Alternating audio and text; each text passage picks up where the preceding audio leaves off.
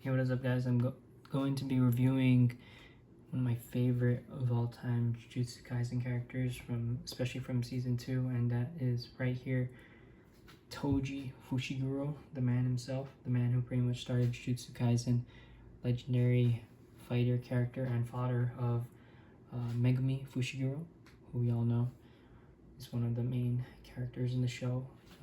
It's a difficult fodder and lots of child issues, but pretty much set up the stage for Maki Zenin. Absolutely legendary character. I'm so glad to finally have him in my collection. Also, I did have a custom of him. It's very expensive to customize this guy. Actually, customs in general are very expensive. I wouldn't recommend customs in that case, especially if companies like Figuarts will eventually make characters like these out of the blue when there's, I guess, high demand in this case.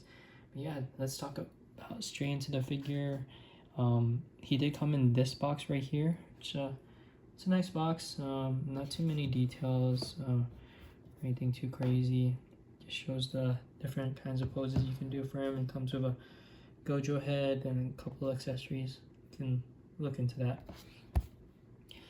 But yeah, you can get him into all kinds of iconic poses here. Let's get him into that pose first, though, where he pretty much shows up and starts slaughtering everyone, including Gojo. He shows up looking like that, like the tough guy he is. So yeah, you can kind of get that smirky face, that nice scar. Comes with these accessories right here. Look at it right here.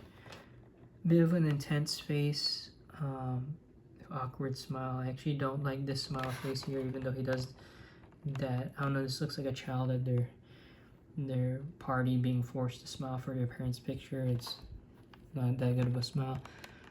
I actually don't like these other faces. I feel like this is the best face for him in my opinion. Probably like display like that. Comes with 2 fists, hands, one for holding things, grabbing things. I got the other grabbing open palm hand on him right now for that pose.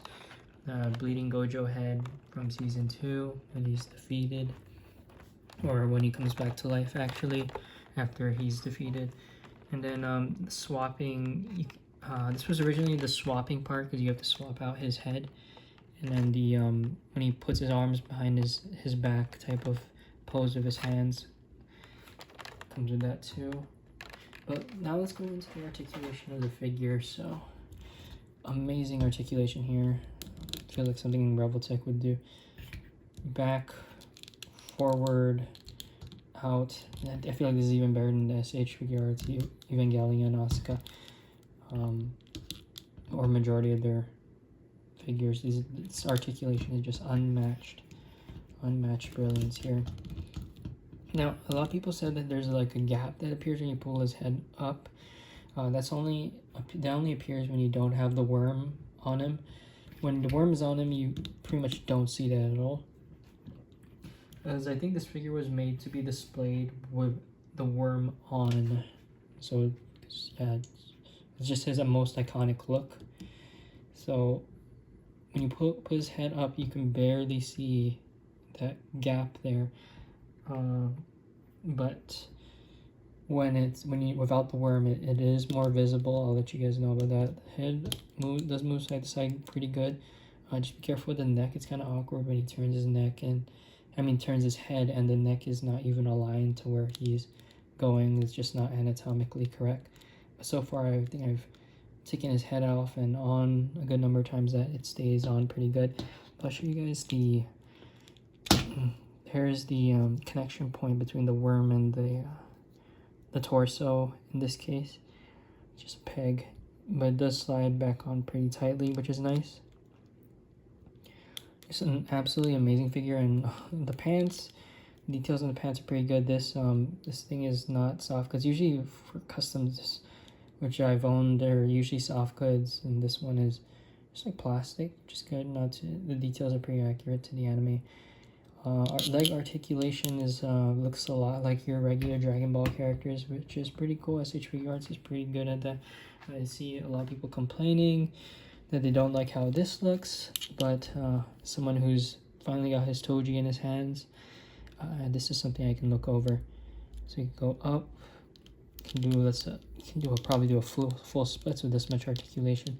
Oh, not exactly full splits, but this is still pretty good.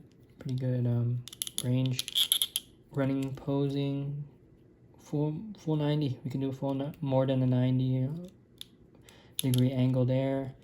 The worm is also articulated, so if you can see here, pretty good range. It's just after you attach to his neck, that thing's not coming off. So if you're wondering how to put the worm on, the sticky suction parts here are usually attached to the body, because when something attaches to something, or like an octopus or something, they usually have their suction cup parts, like these things at the end, attached to the body so they can stick on there. The worm's trying to stay on him in the anime for when he's in battle, so it doesn't just like come off. This is pretty much his hidden inventory. That's why it's called hidden inventory arc. A lot of things very hidden. He's the invisible man and all that, so he has to have his weaponry hidden. But you can get this guy in some pretty sick poses, running and fighting Gate. This reminds me of the pose when he's fighting Geto. Ooh. Shoes. I always thought his shoes had a bit of a white tint on the bottom, but I guess not. Maybe that was just some art. But yeah, the shoes still look really good, well articulated. I heard he's a bit on the smaller side, but that's totally fine. Another thing I wanted to point out is his hair color. So some people say that he, or some images online show him with like black hair, but surprisingly his hair color is actually the same as Megumi. If you guys have SH Figuarts Megumi Fushiguro, it's not like jet black like his shirt is. It's actually like a bluish black like Megumi, which is, I feel like, it's a really cool feature and really captures the character. Even the this thing right here, it's not even black, it's like same kind of similar to his hair color, which is pretty cool, a lot more accurate. So yeah, there's amazing range, toe hinge, toe support, back and forth, up down. Yeah, this figure is just great. I can see a lot of good posing, a lot of fun for Toji fans out there. I know there's a lot of Toji fans out there, don't lie.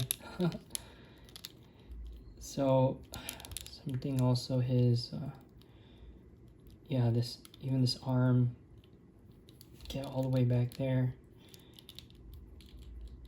So yeah, definitely an amazing figure in general. I got some characters back here so we can see how he scales. So let's get him right there. See if I can get him right there. Yeah, and that's how he scales next to other SH Figuarts. So I feel like he's correct height. He's definitely a lot taller than these kids, but beside him, they're kind of like teenagers at this, or yeah, pretty much kind of like teenagers at that point in the anime. So he's kind of covering Asuka there. So I don't expect too much from height, as long as he's a bit taller than them. And then, you know, I got 1000 Toys Dante here. Let's see how well he scales next to 1000 Toys Dante. Yeah, he's pretty much an adult height, around the adult height. So definitely would say that this figure is worth picking up. I do feel like it's a premium. I think this was a premium Bandai. It took forever to arrive, more than a month. So it might be a bit more difficult to get, or the price might be a bit more expensive, which sucks.